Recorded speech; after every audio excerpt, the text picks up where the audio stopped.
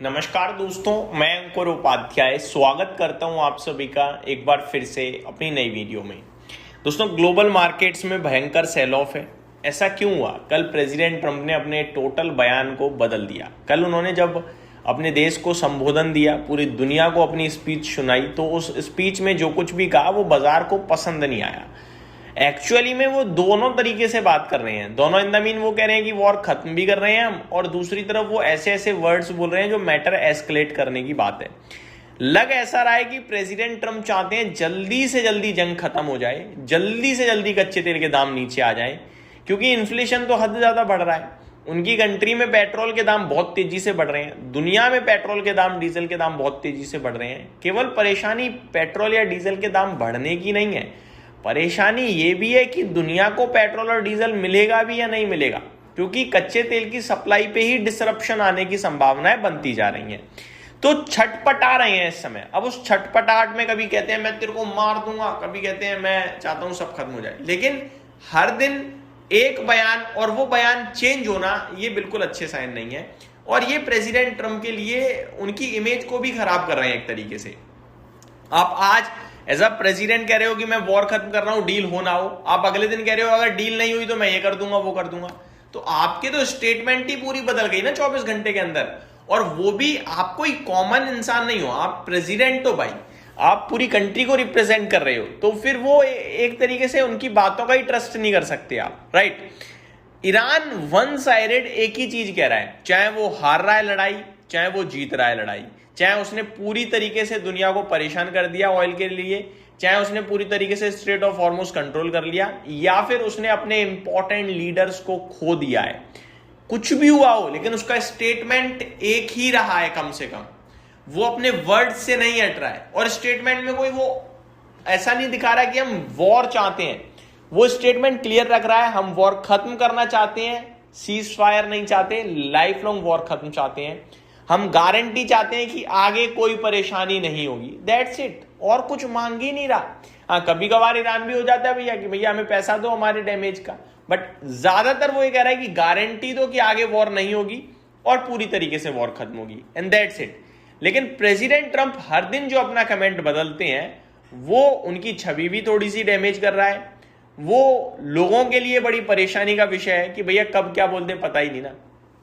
तो मार्केट तो पूरा का पूरा सट्टा बाजारी हो गया है इस समय, कि एक दिन 500 पॉइंट का मूव झेल पाना नॉर्मल बात तो नहीं है। देखो मेरे हिसाब से कल ऊपर आज नीचे क्या मतलब बनता है। अब मैं एक एक करके आपके साथ ना वर्ड टू वर्ड शेयर करना चाहूंगा कि एक्चुअली में कल हुआ क्या है जो आज बाजार इस कदर टूटा है। तो president Donald Trump told Americans on Wednesday night that he expect the war on Iran to last another 2 to 3 weeks, but deemed it close to an end. Trump, in a televised address from the White House, touted the success of the US campaign dubbed Operation Epic Fury and repeated what he has said multiple times. Recently, the war won't last much longer. We are going to finish the job, and we are going to finish it very fast, he said. Oil and stock market reacted negatively to the speech. The US and Israel began the war on Feb 28.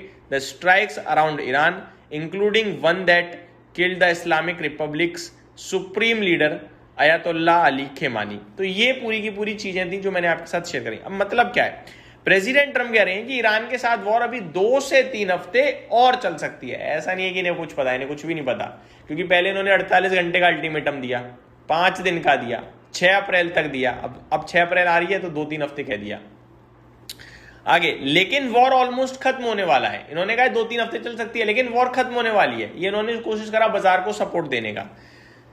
फिर उन्होंने कहा कि US का जो operation है, operation EPIC fury, वो successful रहा है।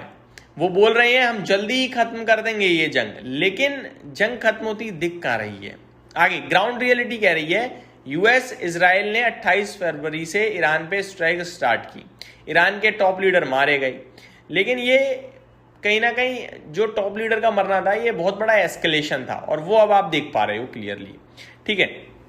मार्केट नेगेटिव क्यों है? क्योंकि वॉर अभी तक खत्म नहीं हुई है, और वॉर खत्म होने के लिए केवल प्रेसिडेंट कहते हैं, बट उनका कुछ कंफर्मेशन नहीं है। वो तुक्का फेंक देते हैं ऐसे कि हो जाएगा, कैसे होगा, कब होगा, वो उन्हें भी नहीं पता है। अब कैसे करना चाहते हैं वो चाहते हैं धमका के खत्म करना। जैसे कि उन्होंने कुछ वार्निंग दी है। उन्होंने कहा अगर ईरान जल्दी सरेंडर या बैक डाउन नहीं करता तो यूएस टारगेट करेगा किसको, पावर प्लांट्स को, बिजली सिस्टम यानी कि ऑयल इंफ्रास्ट्रक्चर्स को, यानी कि ऑयल वेल्स को, रिफाइनरीज को और एक्सपोर्ट टर्मिनल्स को।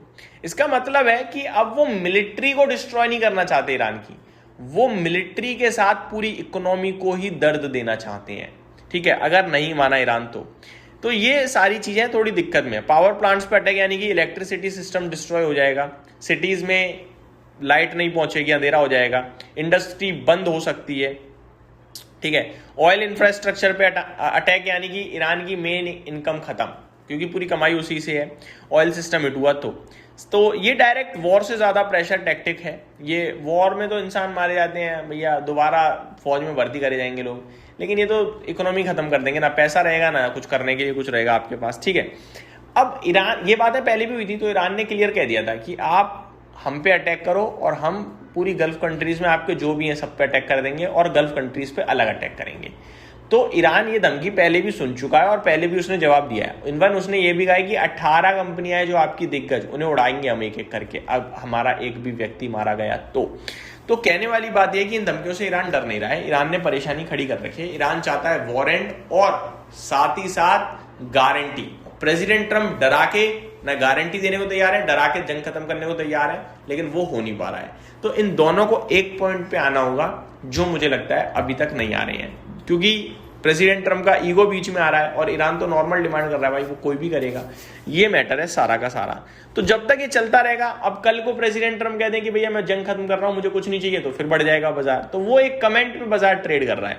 उम्मीद करता हूं जानकारी आपको समझ में आई होगी। Thank you so much for watching this video. Have a great day guys.